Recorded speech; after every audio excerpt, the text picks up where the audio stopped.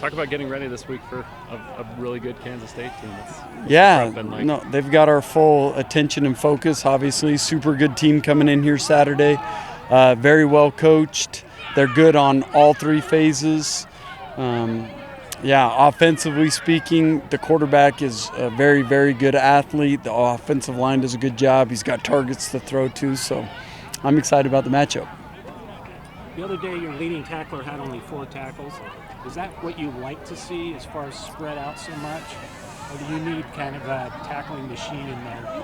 Well, I think that had a lot to do with towards the end of that game, our starters weren't in, and so a lot of the backups took those last couple drives. So in a way, I think that's a great thing. If you got a good lead and your backups are in there late in the game and they can equal out the tackles, for that instance, I think it was good. We probably need some guys stepping up, making a few more plays, but I'm not concerned on how the Wyoming game went. Micah, Logan, and Maury, are they going to be available this week? Yes, Micah for sure, Logan for sure, and Maury looked good today in practice, so I would suspect he'll be ready to go too. Was Micah a setback like the first week of the season, or? Yeah. Yep. So he had some swelling in his knee after the first game, which is not atypical coming off an ACL, and we expect him to play more this game. Will you use a spy a lot on this Kansas State quarterback? We're going to use a lot of different things with him. There's going to be times where someone's spying him. There's going to be times where we're trying to bring pressure to keep him, on his toes, coverage to keep him on his toes. There's going to be a lot of different things that we use. How would you rate how Harrison Taggart has kind of stepped in and with Ben going out and played this year? I think Harry's done a nice job. He's made a lot of tackles. He's made big plays at times this year. I think he's been much more consistent than he was a year ago, so happy with where Harry's at right now. Just back on the subject of their quarterback, Avery Johnson, it feels like dual threat almost like barely begins to scratch the surface of what he really is. Yeah. The way he can throw, the way he can run, the way he can run off the throw. Just what kind of an extra emphasis does that leave on your guys when you've got a guy who can do so many things away from? Well, it reminds me a lot of the SMU quarterback that we just faced. He was a good thrower. He had a really good athleticism, could run the ball.